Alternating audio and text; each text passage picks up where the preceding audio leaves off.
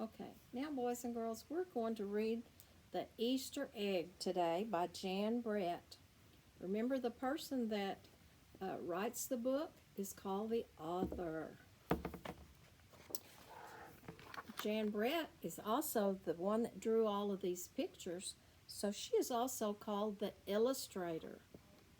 The Easter Egg by Jan Brett. Cheer up, cheer up. Spring is here. Time to start on the first ever Easter egg, Hoppy said. Each year, the bunny who decorates the winning egg gets to help the Easter rabbit hide the eggs on Easter morning. Hoppy had been dreaming about being that bunny all year long, and now it was time to get started. Everywhere Hoppy looked, rabbits were working on dazzling eggs. I need an amazing idea, he thought. Hoppy spotted Flora Bunting planting spring flowers in her eggs.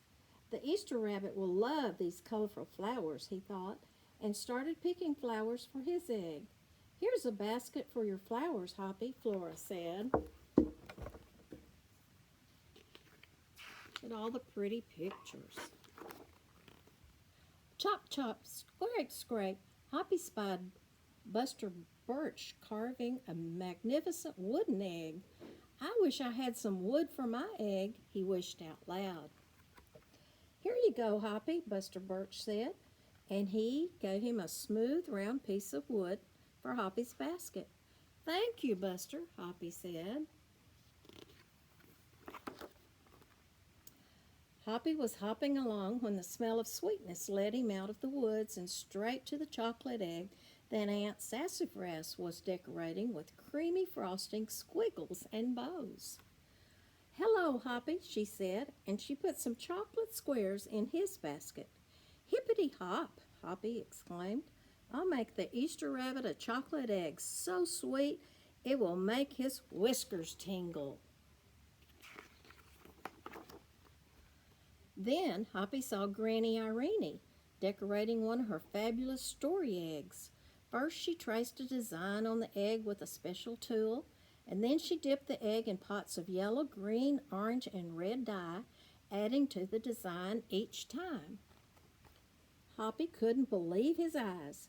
I'll never make an egg that beautiful, he told Granny Irene. She smiled. Try, she said, giving him one of her special tools. Hoppy was hopping by Hans Vanderrabbit's garden when he spotted an extraordinary egg. Hans was painting a portrait of the Easter rabbit so real it looked alive. Fantastic, Hoppy exclaimed. Thank you, Hoppy, Hans said. Why don't you make a painting on your egg? And so he gave Hoppy pots of paint and a fine brush. As Hoppy bounced along, a loud boing, boing nearly knocked him off his feet. It was a whirling, twirling, mechanical egg. Whoa, Hoppy said, that's an unusual egg. Would you like to make one? Roberta asked. Hoppy tried hard, but the harder he tried, the more parts and pieces piled up around him. Thank you, Roberta, he sighed, but I think I better make the egg that is right for me. Hoppy hopped back to the woods and lay down under a big, tall tree to think. Making a beautiful egg is harder than I imagined, he thought. I guess I don't have to win. I just want to make an egg that I'm proud of.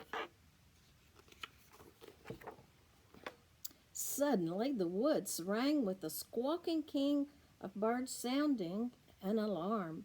Mother Robin swooped down, calling wildly as if she couldn't decide where to go. An egg had tumbled out of Mother Rabbit's nest. Inside the perfect blue egg was a baby robin that needed its mother to keep it warm until it hatched. There's the Mother Robin flying everywhere.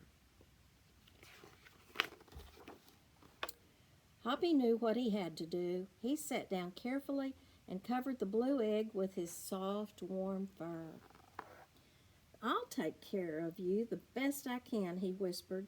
Relieved, Mother Robin chirped and settled down to the rest of her other 2 eggs. Hoppy never left the robin's nest. If it was sunny and warm, he carefully turned the egg in its nest of moss. If it was rainy and cold, he kept the egg covered and dry. At night, wild animals passed by. Hoppy crouched down and stayed hidden in the fern. Often he heard strange noises coming from above, but Hoppy didn't run away. Every day the rabbits worked on their eggs. Tadpoles turned into frogs, buds swelled into leaves, and Easter came closer and closer. Finally, it was time for the rabbits to take their eggs to the glen.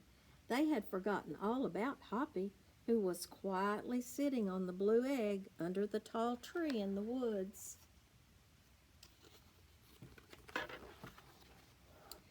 Early the next morning, the rabbits waited for the Easter rabbit.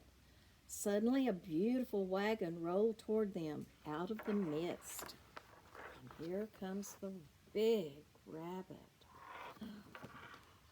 And stopped. The Easter bunny stepped down from the wagon and admired the decorated eggs one by one. "You have brought me the most beautiful eggs in the world, but a very special one is not here," he told them. The rabbits were puzzled. Whose egg could it be? What do you think? "Fill my wagon with your wonderful eggs," he said. "When I return, I will show you whose." And he disappeared into the woods. There he goes into the woods.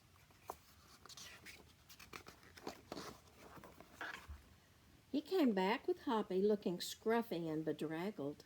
"Hoppy has an amazing egg to be proud of," the Easter rabbit told them. "He has kept Mother Robin's egg warm and safe until the baby bird hatched and she could take care of it." The Easter rabbit placed the empty blue shell in the place of honor atop the wagon. Now they were ready to go. The rabbits cheered for the egg that had surprised them all. "It's our best Easter ever, Hoppy," they all shouted. Then the brave little bunny and the Easter rabbit rode off together to hide the eggs for girls and boys to find on Easter morning. That is the end of The Easter Egg by Jan Brett. Hoppy the rabbit was helpful so that he won the prize. Have a good day, boys and girls. Bye.